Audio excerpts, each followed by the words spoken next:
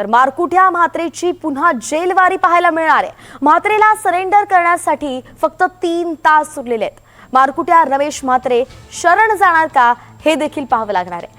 मात्र सरेंडर आला नाही तर मालमत्ता जप्त करा असे आदेश आहेत। रमेश म्हात्रेला दिलासा देणारा जामीन अखेर मुंबई उच्च न्यायालयाने रद्द केलाय आणि म्हणून रमेश म्हात्रेला पुन्हा तुरुंगात जावं लागणार आहे। न्यायालयाने त्याला शरण येण्याचे आदेश दिलेत। विशेष म्हणजे या प्रकरणातील इतर समर्थकांना दिलेला जामीन सुद्धा उच्च न्यायालयाने रद्द केलाय। त्यामुळे आज देखील या प्रकरणी सुनावणी होणार आहे।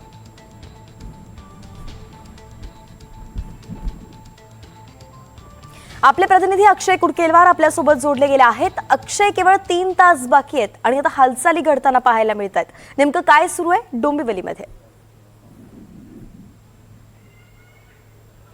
एकूणच आपण जर बघितलं तर रमेश म्हात्रे यांना शरण जाण्यासाठी सरेंडर करण्यासाठी अवघे 3 तास उरलेले आहे। खरं तर कल्याण कोर्टाने त्यांना 14 तारखेला जामीन दिला होता, मात्र यानंतर मोठा असंतोष या ठिकाणच्या स्थानिक डॉक्टरांमध्ये होता आणि महाराष्ट्रभरातील डॉक्टरांनी देखील कामबंद आंदोलन पुकारण्याचा इशारा दिला होता।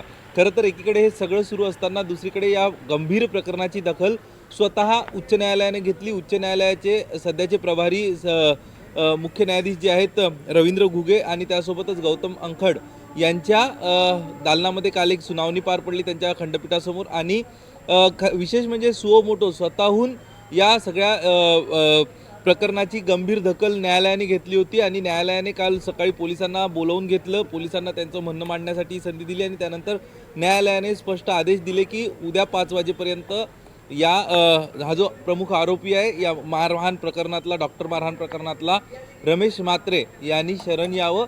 तशी नोटीस देखील आज पोलिसांनी रमेश म्हात्रे याच्या घरी जाऊन दिलेली असल्याचं आपल्याला कळतंय। रमेश म्हात्रे यांना आता कुठल्याही क्षणी या पोलीस स्टेशनमध्ये, सध्या मी ज्या ठिकाणी उभा आहे याच विष्णुनगर पोलीस स्थानकामध्ये हा मारहाणीचा गुन्हा, डॉक्टरांना केलेल्या मारहाणीचा गुन्हा रमेश म्हात्रे आणि त्याच्या इतर 4 साथीदारांवर दाखल करण्यात आलेला आहे। एक महिला आरोपी जी होती त्या महिला आरोपीला देखील काल उशिरा पोलिसांनी अटक केली आणि त्यांची देखील आज न्यायालयीन प्रक्रिया सुरू आहे। मात्र या सगळ्यात आपण बघतोय की जर रमेश म्हात्रे यांनी पोलिसांसमोर सरेंडर केलं नाही, जर पोलिसांना शरण आला नाही तर त्यांच्या मालमत्ता ताब्यात घ्या किंवा त्यांच्या मालमत्तांच्या मुसक्या आवळा, जेणेकरून रमेश म्हात्रे हा स्वतःहून पोलीस स्थानकात येईल असा देखील न्यायालयाचा आदेश आहे। त्यामुळं त्याच्या मालमत्तेवर टाच येण्यापूर्वीच रमेश म्हात्रे हे थोड्या वेळात साधारण तास दीड तासात आज विष्णुनगर पोलीस स्थानकामध्ये शरण येण्याची शक्यता आहे। कारण सध्या तरी रमेश म्हात्रे यांच्याकडे कुठलाही कायदेशीर मार्ग उरलेला नाही।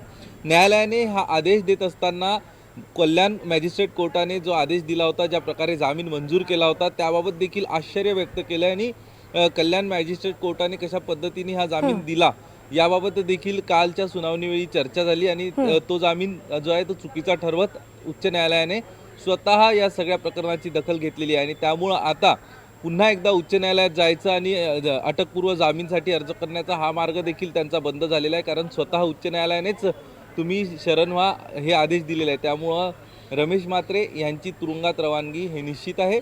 त्यांना ज्या पद्धतीचा काहीसा दिलासा कल्याण न्यायालयाने दिला होता त्या दिलासाला त्याचा कुठलाही लाभ मिळणार नाही आणि त्यांना आता उच्च न्यायालयाच्या दणक्यानंतर या विष्णुनगर पोलिसांमध्ये शरणागती पत्करावी लागेल। बरोबरच अक्षय, यावं लागणार आता रमेश म्हात्रे यांना आणि पाहूया ते केव्हा येत आहेत त्याची अपडेट आपल्याकडनं घेत राहू, अगदी ताजी अपडेट घेत राहू। तुर्तास धन्यवाद।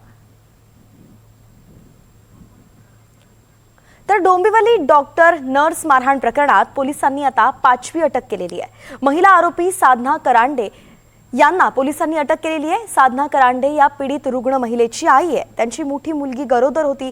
पावसामुळे उद्भवलेल्या आपत्कालीन परिस्थितीमध्ये त्या आपल्या गरोदर मुलीला रुग्णालयात घेऊन गेल्या होत्या, मात्र तिथल्या डॉक्टर्सनी उपचार करण्यात नकार दिला आणि तिला सायन रुग्णालयात घेऊन जाण्यास सांगितलं। त्यानंतर त्यांनी नगरसेवक रमेश म्हात्रेंना फोन केला आणि घटनेची सगळी माहिती दिली। त्यानंतरच मारहाणीची ही घटना घडलेली आहे।